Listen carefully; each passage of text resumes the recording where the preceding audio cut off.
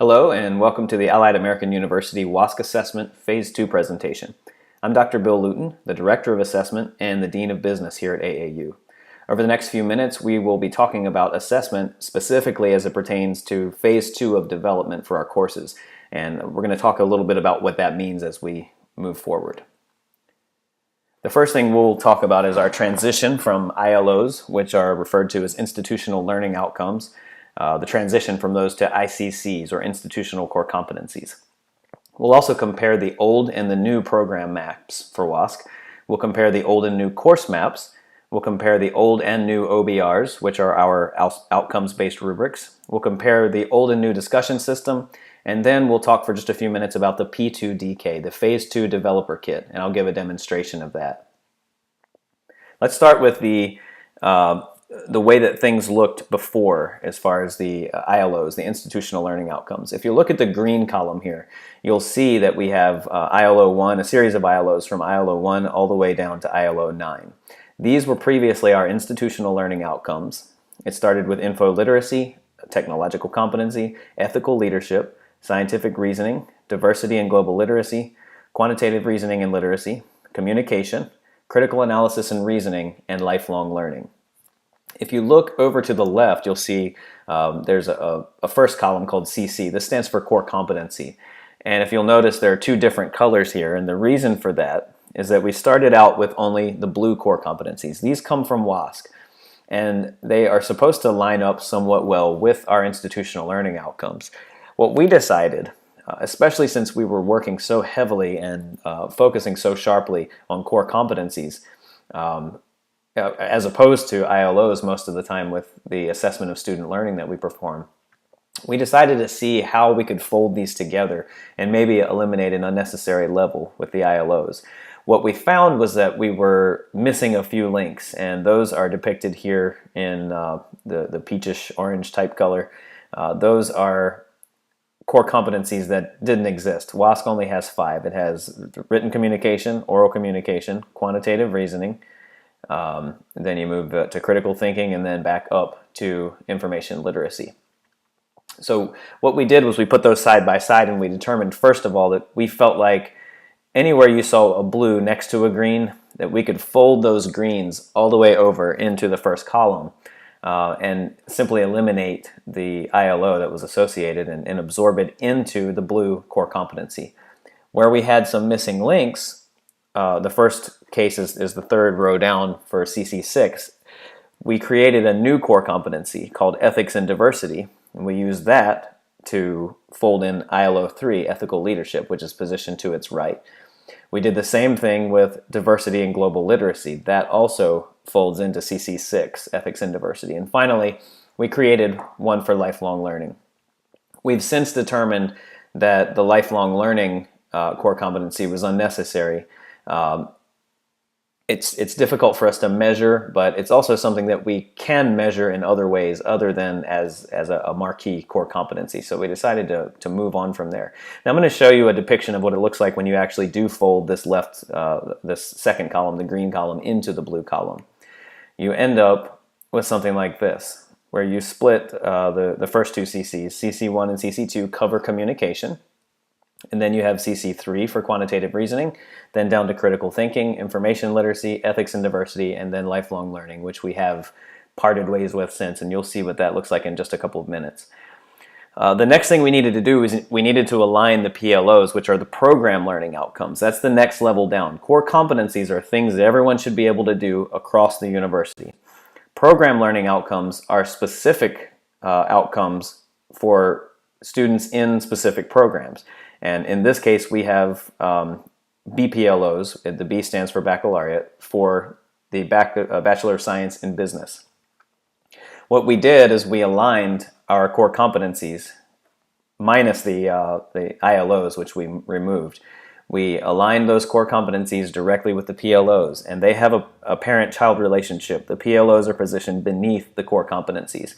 A chart that I'm going to show you in just a minute is going to show that a lot better than I can explain it here, so I'm not going to spend too much more time. We'll move on to the old program map. The old program map looked like this. We simply had all of our PLOs across, from left to right across the top, from PLO 1 to PLO 9. Now, of course, as I mentioned just a minute ago and have been showing you with some of the new color-coded charts, we have absorbed some of those old PLOs and, of course, folded them into the core competencies as well. The next thing we did was we listed all the courses on the left here. And you can see that as you scroll down, you can look at how the PLO aligns with the course. So, for instance, across the top, Accounting 101, Introduction to Accounting, it has some green letter I's across the top. That's because the I stands for introduced. We're talking on this program map about things in terms of when they are introduced with the I, when they are reinforced, as depicted with the R, and then finally when they are mastered, and that's represented by the blue M. You can see that there are some issues here. We have things that are being introduced, for instance, right here in Marketing 220 after they've already been mastered previously. So that's kind of ugly, and it's something that we have seen in some cases across the board. So this is a good time for me to flip over and show you, now that you've seen the old program map, here's what the new program map looks like. If I had a drum roll, I would throw it in. This is the new program map. It is much better. It's fully color-coded, and I'll explain how all that works in just a second. What we've done here across the top is we have the institutional core competencies. The institutional core competencies are the things that were in green on that previous chart that I showed you a little while ago. Let me show you that. And then they became blue in the second chart. So we have institutional core competency 1, written communication. Then you have institutional core competency 2, oral communication, quantitative reasoning, critical thinking, information literacy, ethics and diversity, and then a second subset of ethics and diversity to deal with global problems as opposed to ethics, which is what you're dealing with in the first case. So that one's split between two PLOs. These are now renumbered so that they perfectly align as well. So you know that ICC 1 always goes with PLO 1. There's a third level, and that is the SLO, or the student learning outcome. We're going to talk about that in just a minute. What we did next was we added a few new tricks. First of all, we did retain the IRM designations, and that is introduced, reinforced, and mastered. You'll notice now that they're fixed. Nothing is introduced after it's already been mastered. That doesn't make any sense, and that's one of the things that we needed to correct. Over here you see the course code and you have the course name, but to the left of that we've added a term column. This enables us to see where exactly in a program specific things are being taught. So now if I want to know where ICC 3 is reinforced, I know that it's correlated with BPLO 3, interpret and analyze quantitative information and draw conclusions for application in business.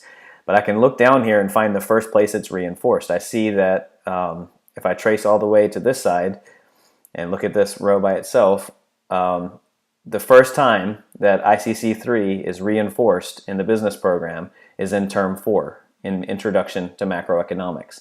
So you can see how beneficial this can be, and this is something we'll talk a little bit more about as we move forward. All right, so now we want to look at the old course map.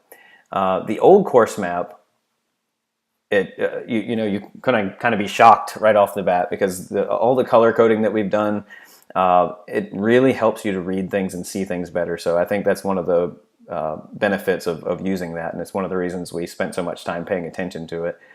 So the old course map looked like this. You had the ILO, which we don't have anymore, and you had the PLO. Now if you'll look down the line, you'll see PLO 4 doesn't match with ILO 2, or doesn't match with ILO 4. It's actually 4 with 2 and 6 with 3.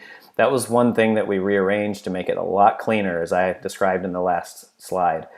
So what we had here was, in some cases we would use X's, in some cases we would use IRMs, but what this does is it actually anchors a specific student learning outcome all the way up to the correct PLO, program learning outcome, and then all the way to the top, which is ILO previously and now institutional core competency. So I could find out that student learning outcome 1, which says students will explain the foundations of law, is reinforced here, and it correlates with this and this. So that shows our kind of outcomes tree. It would tell me how the SLOs trace all the way up to specific PLOs and specific ILOs. Now I'm going to show you the new program map. The new program map, again, is, let me just resize that a bit. This is a whole lot sleeker. It's easier to read. And we did decide, let's see here. Let me skip. I'm looking at the program map. I need you to see the course map. Okay, so in the new course map, we used X's because this is really all we need at this point. We don't really need I's, R's, and M's. What we need to do is we need to just identify where specific things are being taught. So you'll see across the top right off the bat is that instead of the ILOs that you had before, those are replaced with that same sleek ICC to PLO comparison. And they are one-to-one. One goes with one, two goes with two, and so on and so forth. The SLOs are also being retooled. So in this case, SLO1 is define the 4 basic functions that make up the management process. That is demonstrated, if you'll look here, in Module 1 of the course. So now we've added this column so that we know exactly which module in which course every outcome is taught. And it correlates with BPLO4, which is critical thinking and etc. And that correlates with ICC4, which is critical thinking also. We can talk some more, and there's going to be another tool where we talk more about exactly what all this means and exactly how you pinpoint what an ICC is, how it works with a PLO, and down to an SLO. But for now, we're just trying to demonstrate the new process. So we're going to look at the old outcomes-based rubric. This is one of the things that differentiates us at Allied, and we use the outcomes-based rubric system, which was designed in-house, and it's built directly into iBoard, our proprietary learning management system. The first thing that when we originally rolled out OBRs, this is what it looked like. You would have we're anchoring outcomes to assignments, and so in a specific assignment, you would have specific SLOs that were designed to be measured in that assignment. We went from not acceptable or does not meet expectations all the way up to exceeds expectations. And then you had a comment and feedback block, and you also had an auto-populating scoring block here just to the left of the comments and feedback. It says 26.66. That's the standard for exceeding expectations in this case. Scoring is a little bit more complex now. The reason we used auto scoring is because we wanted to roll out something that was somewhat universal. However, if you'll notice, there is a block above the /26.66 that just says 26.66 with a white background. That's changeable. So if the instructor felt like the student defined the basic functions of management only at the marginal level, they could click the marginal level, and that would auto-populate a lower score. But if they felt like the score needed to be increased, they could do that. The reason we did that is because we didn't want instructors moving up to the meets or exceeds expectations just to make the score go up if the student deserved a higher score. We wanted to split the two, the actual attainment of the outcome. We wanted to split that apart from the actual score. And then comments could be written and feedback over into the side. This served us relatively well, but it gave us some problems with rubric calibration, and that we did not have the ability to make this as objective as we wanted to make it. Now we can do that, and I'm going to reveal to you the new outcomes-based rubric. It looks like this. Don't pay as much attention to what you're seeing here up at the top. That is the discussion question. We'll talk about that in just a second. But the rubric now looks like this. So not a whole heck of a lot has changed, other than that we're retooling the SLOs and making them work better and making them link better to the PLOs and the institutional core competencies. But we've also added these robust proficiency descriptors to every single block. This is a lot of work, but it's going to pay off in a big way. Now, rather than just clicking a radio button and pulling something out of the air, the instructor is going to look at that SLO, define the 4 basic functions that make up the management process, and then they're going to read these descriptors and determine which one they should choose. Then once they choose the proper descriptor, they'll simply click it the way you're seeing me click right now, but when they do that in iBoard, it's going to highlight it, and it will auto-populate a score right here, which can, again, just like before, be changed by the instructor, and then comments and feedback will be provided here. Another issue we had is that beyond the SLOs being what we used in order to determine how the student performed on the assessment or the assignment, we wanted to be able to talk about some more universal things, such as APA formatting, grammar, style, syntax, structure, and things like that. And the way we've done that is what we are now calling our super SLOs or SSLOs. We call them super SLOs because they are bigger than just any one course. These super SLOs are configured into specific profiles and they're made available for any and all coursework. Now, this one's blue, and I'm going to show you in a minute how that is different in different cases when we run through the tabs. In this case, the developer has selected all of these blues, which is the written profile for super SLOs. So now, instead of just clicking, once the instructor has clicked all the boxes, all the appropriate boxes for the SLOs, and all those scores self-populate, and they've corrected those when necessary and added comments as well, then they'll move down to the super SLO section.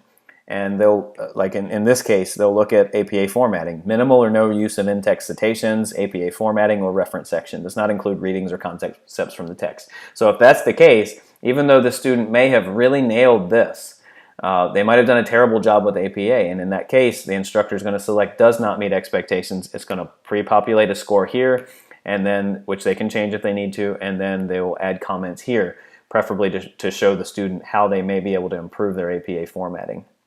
All of this happens right inside of iBoard. There's nothing there are no APIs, nothing like that. You don't have to leave the system and move into another system. It's all embedded right there. The students are able to see the rubric before they ever even submit the assignment, which is a huge plus because it allows them to know exactly how they're going to be scored on every single assignment they do before they even attempt it.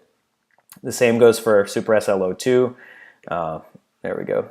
And SLO3, Super SLO3, and Super SLO4 language and tone. Let's look very quickly at the process of development because that's important now too. All the things that I've shown you are sort of the future of our system and how that all works in iBoard. But I'm going to discuss with you really quickly the process.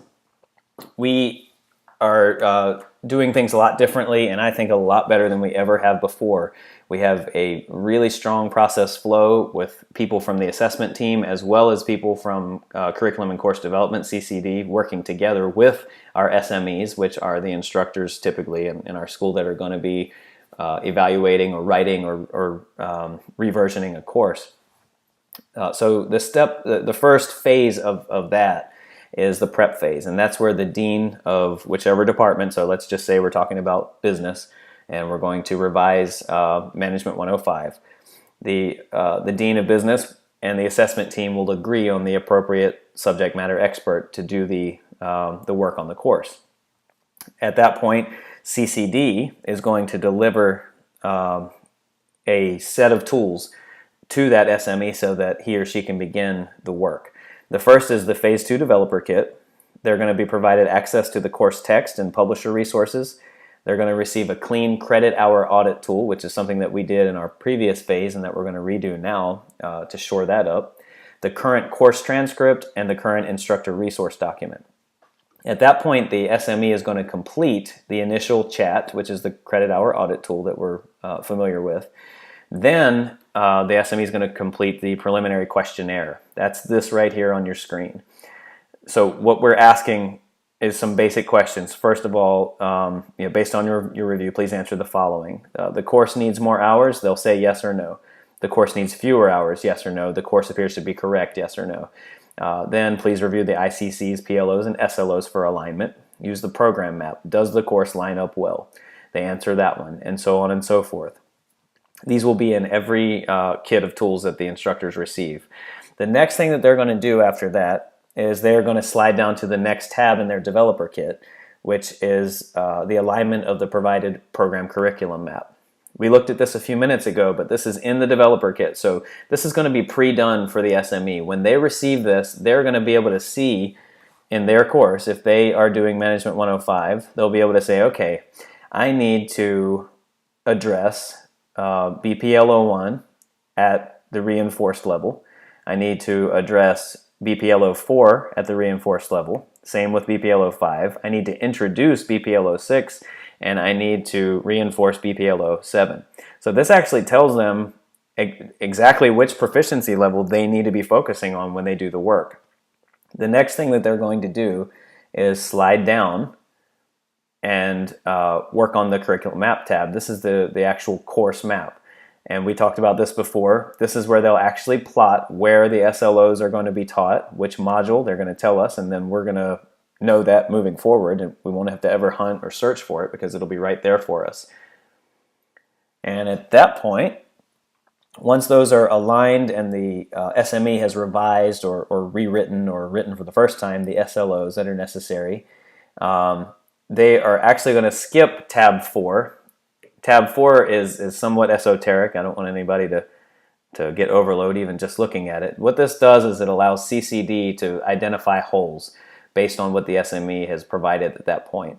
So they'll plot all those things that have been provided in the previous tabs on this chart, and they'll discover the holes that exist, and after that, they'll move on. And at that point, after that P2DK has been looked at by CCD, and that's also an important critical control point, the first one in the process. And everything, once the teams in assessment and CCD determine that everything's appropriately written and it's aligned well, and they perform a course prerequisite audit, then we move on to the development phase. And that's where CCD is going to return that developer kit to the SME along with any revision notes from the prep phase, along with a timeline for completion. So if the revisions were needed from the prep phase, the SME is going to fix those and send them back until the work is complete. And then the SME is going to revise the course transcript and the instructor resources as needed, including the module learning objectives, and then create the content for each of the 8 module tabs in the P2DK. So I'm going to show you what that looks. Well, actually, you've been looking at it. There are 8 of these for every single course. And it starts with the discussion question. The instructor, the SME, will actually write the discussion question. It will be associated with an SLO and anchored, and we'll actually be able to use rubrics for grading for those as well. I'm not going to talk much about that in this tool, in this particular video, because we have a lot of things to cover, and we'll talk about that in future videos. As we mentioned before, the instructor will also write and plot all of the proficiency descriptors into the rubric and put the appropriate SLOs into the rubric for each assignment, and then select the super SLOs. Before, the one I showed you only had the blues because those have been selected for that specific course.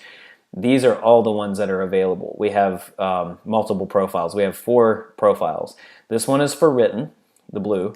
The green is for presentations. It deals with effectiveness, visual and aesthetic, readability, and flow and sequence of information. The third one is for problem solving, the yellow, and this works for discrete mathematics and science. And then problem solving for indiscrete models, goal achievement and products and things of that nature. What happens there is that the SME works with the assessment team and CCD to determine which profile works for them. Most of the time, if it's a written assignment, what's going to work for them is the blue profile here that we've already seen. There may be times when they put an X in all of these and maybe one of these if it has some sort of an element to it that is a little bit more on the presentation side. But this just shows you how much more robust the whole process is now, and how far we've come from that original box. And I'll show you again the old OBR. This is where it started, and where we've come since then is going to be evident in so many ways in the quality of our courses, as well as the benefit, both tangible and intangible, to students. The last thing we have is a little points tab that's also in the DK, and this is worked on between the SME and the team over in assessment and CCD to make sure that the points are appropriate for all of those tabs that we looked at. All right, that's all the time that I'm going to use for this presentation. I really appreciate you taking the time to listen, and look forward to working with you in the future. Thank you.